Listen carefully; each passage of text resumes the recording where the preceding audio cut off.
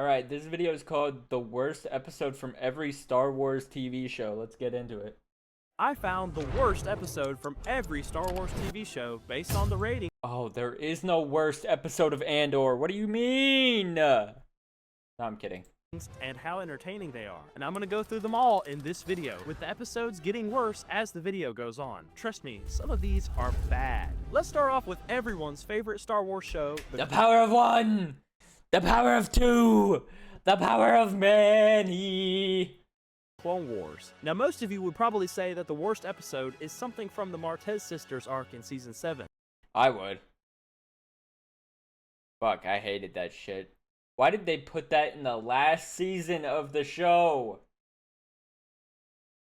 But that's too easy of a pick. Let's do right by the Clone Wars and pick something from the original 6 seasons. The bad episodes all have one thing in common. Either they're focused on the droids or Jar Jar. But I had to go with Season 4, Episode 5, Mercy Mission. It's this weird story following C-3PO and R2-D2 on a mission to a planet that's been wrecked by earthquakes. The people that live on the planet are weird enough by themselves, and it turns out there's other people living deep underground that are causing the earthquakes. Some of them are these super odd fairy people, and the others are talking trees. I wish I was making this up. What in the fuck? I don't remember any of this. So in the middle of all of this, you have R2 and 3PO trying to make peace in this underground war, and they do it by solving this riddle from the fairies. Don't ask me why. It's a weird story with un-Star Wars-like characters, and it's just a kiddie filler episode on top of that. If you have a different choice for the worst episode, definitely let me know down below. Andor's worst episode is also filler, but it's actually not bad. Most of you probably don't remember Season What is going on with the music in the background, bro? I'm sorry, I don't mean to flame you, but what the hell? 1 of Andor at this point. But I think the worst episode is Episode 2. That would be me. In the context of the show, this episode was kind of boring because there's just a lot of talking and plot development. It's not until later that you come to appreciate what this episode sets up. Don't get me wrong, I'm not one of those idiots that can't watch a Star Wars episode that doesn't have a battle or lightsabers. Andor just has so many episodes that do the slow parts well that this one comes out to being the worst. Star Wars Rebels, surprisingly, I don't remember what happens in that episode, but fair enough, I guess. Does have a standout worst episode. That's Season 3, Episode 8, Iron Squadron. Yep. The premise is that the Ghost Crew runs into a group of kids who are trying to be their own rebel cell, just like the Ghost Crew was in the past. Except, naturally, the kids are insanely annoying and stupid. So for the whole episode, you have to put up with hearing them talk and act like idiots. And it gets especially hard to watch when one of the kids thinks he can take on an Imperial cruiser head on, and inevitably he gets captured. So the Ghost Crew then has to risk their lives to save this guy, who proceeds to learn absolutely nothing from his dumb decision, which is just the icing on the cake for this episode. And it basically ends up being a filler episode because nothing comes out of this. I know Rebels has some other low points, but to me, this one is far and away the worst. The low point of The Mandalorian is really just all of Season 3. It just doesn't hold up compared to the first 2 seasons. So it makes sense that is he gonna say that this is the worst episode? I don't think it's the worst episode. I think the worst episode is like Episode 2, Season 3. First episode would be from Season 3. Specifically, I think Episode 3, Guns for Hire, is the worst. You might remember this episode because of Jack Black and Lizzo's cameos. Yeah. For me, they're just too famous and recognizable to include in Star Wars. It felt like every time I saw them, I was pulled out of the episode. Because you just can't escape the fact that, like, that's Jack Black right there. Because of that, I'm not a big fan of the scenes they're in. But that's not the only reason I chose this episode. The world that they're from is weird in itself. It feels like something straight out of Alice in Wonderland. It's just a goofy setting that doesn't mesh well with the side plot of Bo-Katan fighting to be the rightful leader of Mandalore, which is happening during all of this. There's also yet another subplot going on, which is some sort of detective side quest that doesn't really amount to anything. Basically, a lot is going on with not a whole lot of payoff. Believe it or not, The Bad Batch has some of the same problems. If there's one thing I've noticed with this show, it's that it has quite a few episodes that really serve no purpose in the greater story. There are way too many side missions. Oh, like the pod racing mission. Like, why did we had a side plot of pod racing? Like, it's fun, I guess, but why did we need to do that? That happen for no good reason. To be honest though, I don't remember this show as well as I should, so I went with the reviews to choose which episode was the worst. And that episode is Season 2, Episode 5, Entombed. The premise is that the Bad Batch join up with a pirate who has a map to some ancient treasure. The whole story is a callback to Indiana Jones, for whatever that's worth. Once they steal the treasure though, this massive machine wakes up to defend it. And after a bunch of fighting, they just realize they have to put the treasure back. So not only is this Oh yeah, that's kind of underwhelming, but that was a cool fucking episode though. side mission pointless, but they don't even get what they came for. If you're a fan of the Bad Batch, I guess you can justify sitting down and watching this. No, that thing coming to life, that was so surprising to me when that happened. I thought it was a good episode. It is a little underwhelming that they go there, do a side mission. The side mission results in them having to quit the side mission and then leave the side mission and get nothing from it. That is pretty underwhelming, but I will say the adventure was fun.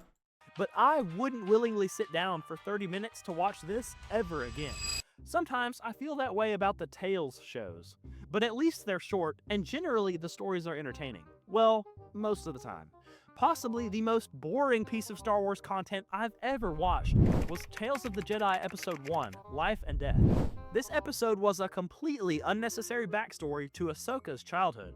For starters, Ahsoka is just a baby in this episode, so it's not even about her. Instead, we follow her mom as she takes Ahsoka out into the forest to explore. They encounter this big saber-toothed tiger who then steals Ahsoka from her mom. The mom is freaking out over this, but Ahsoka doesn't mind being with this creature that could kill her in an instant. Well, I think that shows her compassion as a Jedi, you know? That didn't make any sense. She's a child that doesn't know that she's being attacked and planned on being eaten. She's a baby that doesn't understand this. It's like the same thing. Wasn't Mowgli in the Tales or the Jungle Book or whatever? Wasn't he kidnapped by a puma or something like that? Or was it a tiger? I don't remember. But he grew up in the wild because the tiger or whatever it was like, hey, you're cool enough. I won't eat you. She randomly taps into the Force for the first time and uses it to calm the tiger. That's cool and all, but the craziest part is that she rides the tiger all the way back to her village. Of course, everybody can't believe it, and they realize Ahsoka's clearly Jedi material. It's just a really unnecessary story that doesn't do anything or add to Ahsoka's story, with the exception Well, I mean, it shows that she's a Jedi and that she can connect with animals in a way. Which a lot of Jedi can do, we find out later on in Star Wars' history. of Anakin, really nobody cares what Jedi did in their childhoods. That period of their life might as well have never happened. And it's just preposterous that Ahsoka would use the Force in this capacity so early on. You could probably tell I was fed up by the time I mentioned that she rode the tiger into the village like it was a victory parade, because I was. The next Tales series is Tales of the Empire. For this one, Episode 3, The Path of Hate, is the worst one for sure. It's the conclusion of Morgan Elsbeth's arc, which is just an uninteresting character to follow to begin with. The first episode was cool because we got to see more of Grievous destroying the Night Sister. True. I really do not care about fucking Morgan Elsbeth. She has the most human name for a fucking space witch that I've ever heard. Morgan Elsbeth. Might as well have just made her name Morgan Elizabeth. Episode 2 had an appearance from Thrawn at least. But Episode 3 had Morgan Elsbeth more or less standing on her own, and that's just not entertaining. Some of you might hate the Barriss arc more, but I found that arc pretty fun to watch even with the Darth Vader clickbait. At least there was a new, interesting story being told there. Anyway, the episode follows Morgan as the ruler of the planet Corvus, just as we see her in The Mandalorian Season 2. This cliche moment happens as the New Republic arrives and asks her to relinquish her rule. In a moment of hatred, Are we listening to the Kung Fu Panda theme song right now? she has all of the New Republic troops killed. Her whole character arc isn't convincing.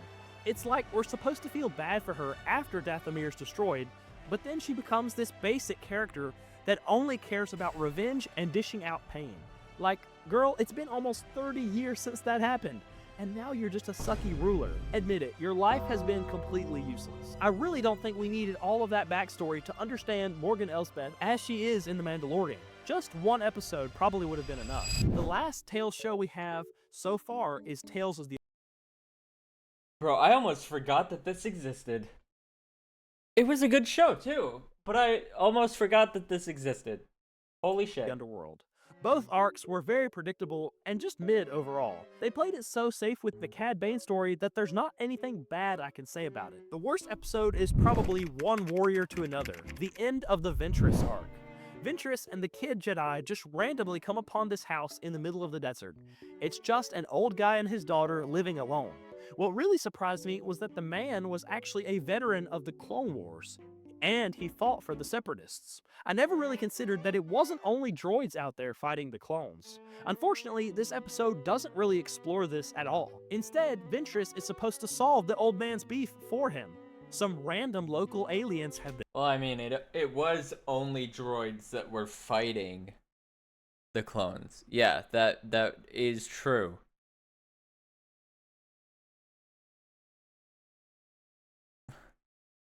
Wait, but how could he be a veteran? I don't think he's a veteran. He was probably just on the side of the Separatists, politically. Or as like a leader, or a strategist or something. and stealing his water. These raiders are supposed to be all big and bad, but of course, they really aren't that bad. They're just misunderstood. It's actually the old man who's been stealing from them the whole time.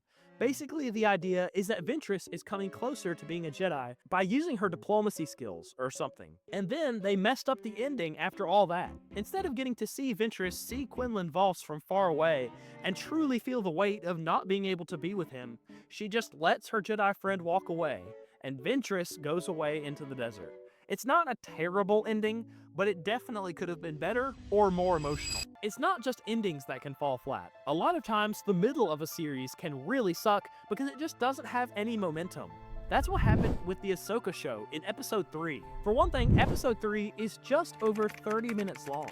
When it dropped, I remember feeling like it was inconsistent with what we'd gotten from the first 2 episodes. But oh, Master Eli, there's a massive space battle that takes up most of this episode. Surely it can't be that bad. Okay, well, that space battle ends up being totally illogical in almost every way. Ahsoka gets out of her ship in a spacesuit to draw fire from the enemy. Physics cease to exist for this as well. Ships just come to a dead stop after being hit. And naturally, the enemies might as well be clankers. They're just so insanely stupid, and they help Ahsoka maintain her plot armor perfectly. It's one of those battles that's great to watch if you don't notice any of the details. Kind of like the lightsaber duel on Snoke's ship in The Last Jedi, if you know what I mean. Anyway, this space battle would be fun to watch if it didn't keep getting interrupted by a useless meeting between Hera and some New Republic senators. A whole side plot that didn't matter in the slightest. And worst of all, this episode did almost nothing to progress the story. It just went over old themes and reminded us all that Sabine is worthy to be a Padawan, in case you weren't convinced from the previous episodes. At least there is action and some stuff going on here though. Skeleton Crew completely lost its momentum in episode 4 because everyone just walks around the whole time. Now I will say, this episode does this for the sake of character development, but the entire story and action doesn't have to stop just so we can understand the kids better. If you remember, this series started out with the kids leaving the suburbs planet. And you know, I thought this was interesting as like a pirate story, but it was weird that they were all kids. Like, I felt weird watching it. I felt like I was supposed to be watching like a kid's show. But it didn't always feel like a kid's show. So it was like, I don't know what this is supposed to be, really. It was kind of good, but like, it felt weird just watching a bunch of children doing things. Strange. From that point on, they've been having crazy adventures, getting shot at by X-Wings and doing all of the bucket list Star Wars stuff. But now they want to go home. So they land on a planet that they think is theirs, but it's a completely different place with a similar name. It looks a lot like their home, but past wars have completely changed the landscape. They meet some locals and even some kids who tell the crew their own personal experiences on their world. The point is that the kids come to understand how life can be so different from theirs, even in a place that's not far from home that could have been just like their planet. Not a bad idea in and of itself, but I think it could have been done in a more entertaining way. And with the shorter runtime of the episode, I was left kinda unsatisfied after finishing it. If I'm talking about being unsatisfied though, I'd be wrong if I didn't mention the Book of Boba Fett. To be honest, I'm not a fan of this show in the slightest, especially episode 3, The Streets of Mos Espa. The streets of Mos Espa have been terrorized by what are described as these big bad humans with cybernetic enhancements. Little did we know it was just the Spy Kids the whole time. I can't take these guys seriously even if I wanted to. Not only do they look incredibly goofy— Yeah, they suck. They suck.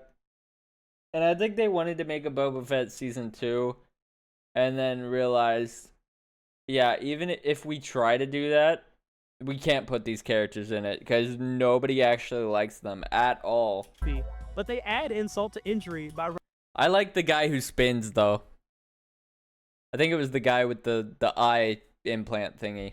riding these bright colored Vespas that just look like scooters. It doesn't try look like it spinning. should ever fit in on Tatooine at all, let alone Star Wars. But the brand new Boba Fett takes one look at these guys and is like, I could use their help. So they band together to pull up on the mayor of Mos Espa to confront him. Very intimidating, guys. A high-speed chase ensues throughout Mos Espa, where the kids attempt to destroy absolutely everything in their way, and the dude they're chasing crashes in quite literally the saddest way possible. I can't even hate on him because he just sucks that bad. The one high point of this episode was the introduction of the bounty hunter Chrysanthemum. But other than that, everything that happens just pisses me off so much. Kinda like Kenobi episode 4, the prison break episode. Oh, This is the episode where Obi-Wan has to rescue Leia from Fortress Inquisitorius. Even if the And he Clone puts her under his coat, bruh. Wars hero was in his prime, this would have been a tough assignment. But from the start, this mission was super easy. Kenobi gets in through an underwater entrance, no problem. The funniest part to me is that Obi-Wan infiltrated the base in almost the exact same way Cal did in Jedi Fallen Order, except Fallen Order likely happened right before the events of this show. So you're telling me that Darth Vader, the Inquisitors, or even some random officer never thought to beef up the security? Like, I wonder how people are going to sneak into our base in the middle of the ocean. Probably going to be underwater, just a random guess. Meanwhile, Reva and the Imperials are having no luck interrogating 4-year-old Leia. I'm sorry, but if you can't even intimidate a toddler, it might be time to reconsider your game plan. Obi-Wan easily makes his way through the maze of the base while only encountering a couple of stormtroopers along the way. He gets straight to the torture room and frees Leia just in time. With the base on lockdown, Obi-Wan and Leia make a run for it. Obi-Wan once again follows in Cal's footsteps and deflects some blaster shots into the glass tunnel, causing it to collapse and drown the stormtroopers while they escape to the other side of a blast door. Once again, I have to imagine that glass would be stronger than that, just by having to withstand the pressure of all of that water. It definitely should have been reinforced after Cal blasted it the first time. But Obi-Wan continues to escape while just hiding Leia inside of his trench coat somehow. They finally run out of luck at the hangar, where they're surrounded by tons of stormtroopers, purge troopers, and Reva. And that's when the airspeeders arrive. I just want to say, it looks incredibly unrealistic when they fly in. There's no way they had space to turn around past this point. But this is the worst part right here. Obi-Wan and Leia just run wild through the crowd of stormtroopers and barely even get shot at. The troopers' reaction times are just absurdly bad, even for Imperials. Like, Obi-Wan and his partner will wildly shoot at 3 guys and still have time to turn around and shoot some more before the stormtroopers are even ready. Then they hop on the airspeeder and escape. The 5th brother comes in right at the end and throws a battery to destroy one airspeeder, which begs a question as to why Reva didn't do that from the start. But I'm done trying to explain this episode. It's just trash. And it has a laughable runtime of just over 30 minutes to top it off. Yet another reason why Kenobi is my least favorite Star Wars show. I'm done with that rant though. Let's talk about 2 more shows before we finish with the absolute worst. And if you're enjoying this video so far, yeah, it was pretty bad. Definitely be sure to leave a like. I will say there's only been a few episodes of Visions that I've actually watched because I know I'm not gonna be a fan of every art style that they use, or every way that they make episodes. Tons of Star Wars videos just like this one, so you might want to subscribe So as I well. just don't watch Next all of them. is Star Wars Visions, the anime Star Wars show. Most of this show is really solid, and that's coming from someone who doesn't watch anime at all. But the worst rated episode is by far episode 2, Tatooine Rhapsody, and it's not hard to see why. The episode follows a Padawan who joins a band on Tatooine after Order 66. The problem is that this Padawan, whose name is Jay, is being hunted by Boba Fett. So the whole episode is basically the band being on the run while trying to figure out how to improve their music together. They eventually get Boba off their back by performing in front of Jabba at the end of the episode. The idea is that if Jabba likes their music enough, he'll support them and protect them. Of course, they ball out on the performance, and Jabba absolutely loves it.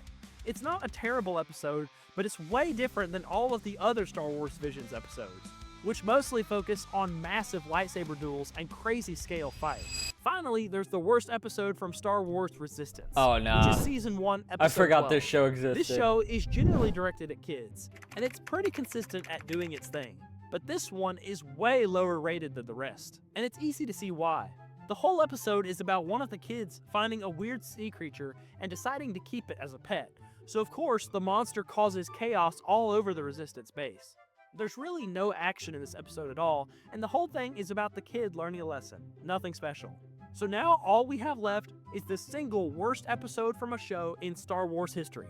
I think you already know what it is. It's The Acolyte Episode 3, Destiny. This is the legendary episode that gave us the song The Power of Many. Yeah, this is that episode. The introduction of the witches and everything in between was just terrible. I don't know how else to say it. The whole confrontation between the witches and the Jedi feels super contrived, but it helps put Osha at odds with everyone else since she wants to leave and go be a Jedi.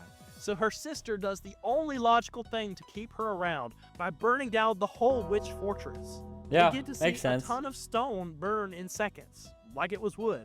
The head witch dies in the dumbest way possible, and Osha and May somehow escape.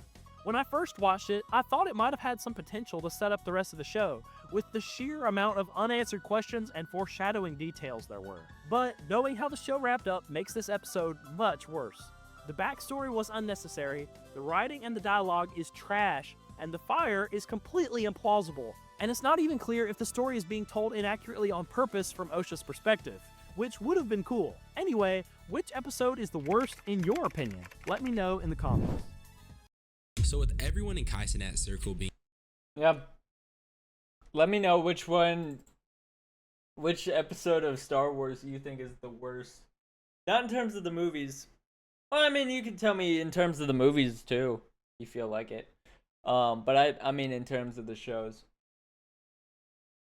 I would definitely say I agree with most of the picks that he chose there.